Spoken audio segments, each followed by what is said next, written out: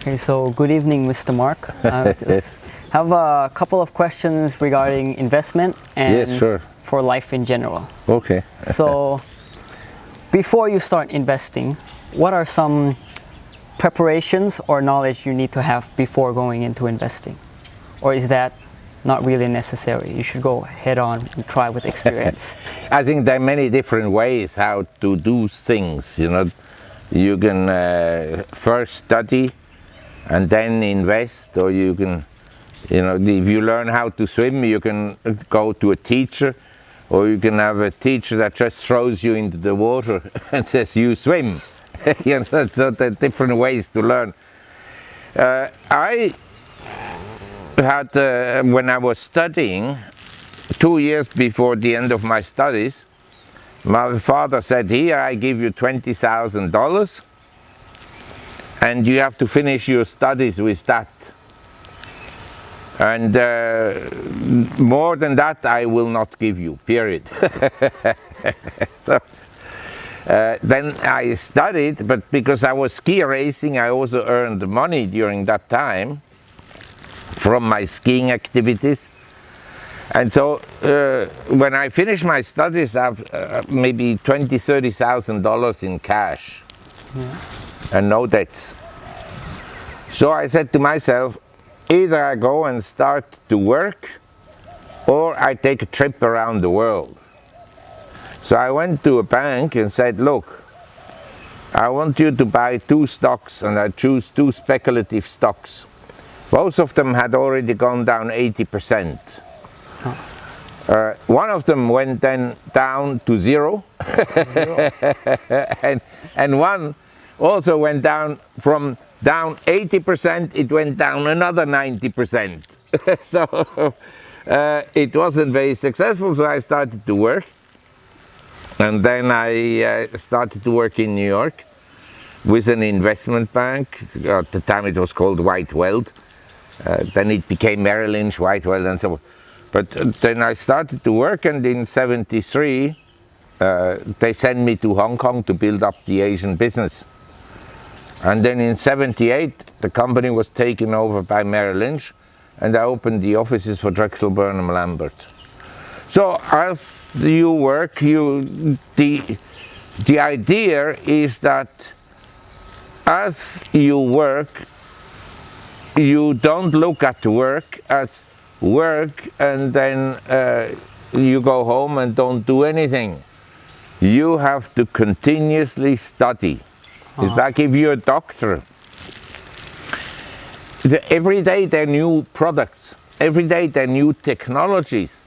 So you have every day to learn more and more and more. And I started to write in 1970. I still write. I have a newsletter, the Gloom, Boom and Doom Report. But I still have to read every day, and I try to focus on certain things. For 2 years now I was studying music, and now I study the old history.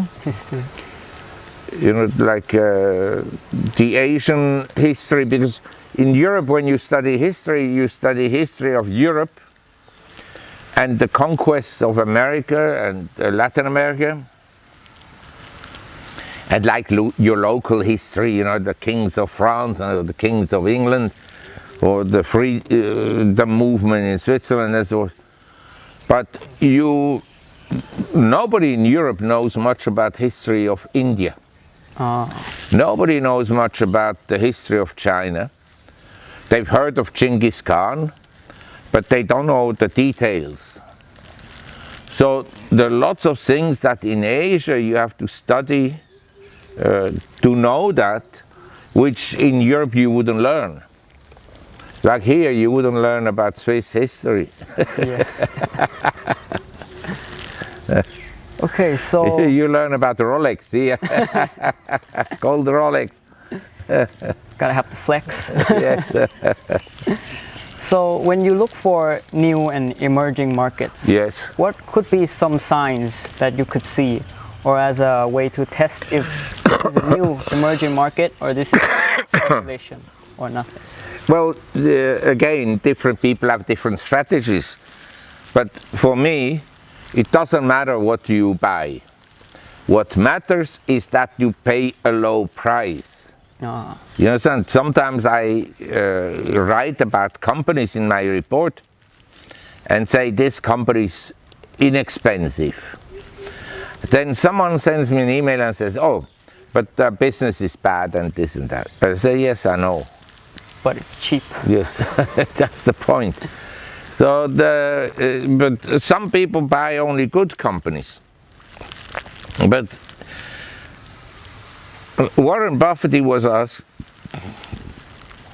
what kind of companies do you buy? He said, I buy companies where even an idiot cannot destroy the business. No. Say Coca-Cola.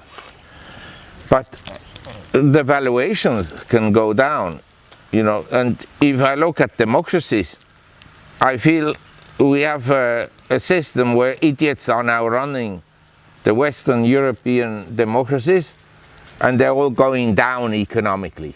Yeah. And we have in Asia systems, you know, people always criticize Thailand, always criticize Malaysia, everybody is negative about China. Now they start to pitch about Modi because in India, because he doesn't support the sanctions against Russia, and so it's none of their business. These are sovereign states, they can do as they like. Yeah. But the Americans have to put their nose into everybody's business. I have to agree with that. So, what are some unique economical situations for Thailand, economical factors for Thailand specifically that you don't see anywhere else around the world? Thailand has one huge advantage, is agriculture. In this country, people will never have to starve. If there is starvation in Bangkok, it's because the food cannot be shipped into the city. You know, transportation is an issue. But here in Chiang Mai, I've never seen starving people. Never. There's enough water. I live next to the river. You see next to the house there, yep, is the river. So the river water irrigates this land. Anything grows within half a year. We have very, very big trees. I already had to cut like 15 different trees in this garden. I didn't know it's so expensive to cut the trees. But then we irrigate the grass, and we pump the water from the river. So this is the best fertilizer. It's mixed with some washing powder. People throw from the city into the river. But what I want to say is, this is a country very endowed with food. The Philippines is not self-sufficient in food. They have to import. Even Indonesia. But here it is. Number two, the country of... Your father asked me before, you know, why do you like Chiang Mai? This is a country which is relatively, I say relatively safe. You know, of course, if you go and steal the girlfriend of the mafia boss, he's not going to be very friendly towards you. But I think that is everywhere in the world, yes. You know. I wouldn't do that in Russia and in Georgia and in Ukraine or America. I'll be careful about that. If you live a quiet life and you don't overstep and you're not impolite to people, then they leave you in peace. I don't know anyone in the world who can leave his office open at night. I never close the door. I don't even have a key. My gardener has the key, but I don't have a key. So safety. Actually today, Thailand was just elected the safest country in Asia for tourism. For tourism. Number 8 in the world. People ask me, why don't you live in Africa or Latin America? It's not the same safety. In Africa, everywhere you need guards. But how do you make sure that the guards are loyal to you? So like in the movies. Like in the movies. Like in James Bond movies. Okay. So, from my understanding, we can't trust And nightlife is good in Thailand. Nightlife. I But the wouldn't know government, anything but about this is that. typical, you know, everywhere in the world, everything is good, and then the government comes in and wants to destroy it. They should be proud to have Pattaya, and they call it the sex capital of the world. This is a quality sign. It shouldn't be looked negatively. It's a wonderful thing to be known as the sin capital of the world. You understand? That I think is a distinction. Yes. I agree And with you people too. come here, they relax, you know, some go motorcycling, some cycling, some go to the mountains.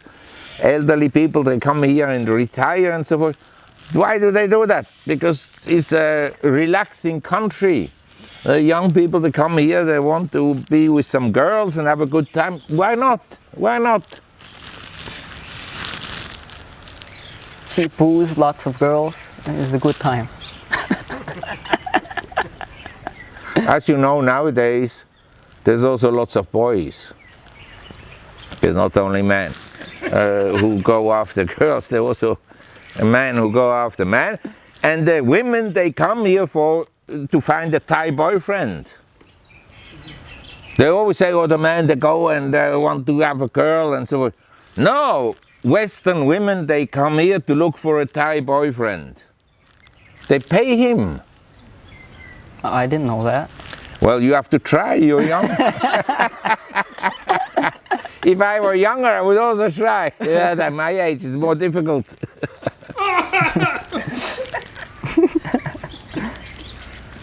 So, in your past, what are your best investment that you've ever made, or some that you would categorize as that? Well, I mean, it's difficult to tell because things go over a long time. But I think most people, they underestimate the importance of knowledge and wisdom. You know, they say, what is your best investment? And they think, well, it's a stock or it's a property or something like this. I think the best investment when you're young, and that I have to say, I miss a lot in the young generation. People are on their stupid mobile phones, on Facebook, they're all useless occupation. In every philosophy, one of the important teachings is humility, and not to be popular. In fact, in most philosophy, whether you look at the philosophy of Christianity or the philosophy of the Greeks or the philosophy of the German philosophers or of the teachings of Buddha, modesty is an important qualification, an important feature of your life.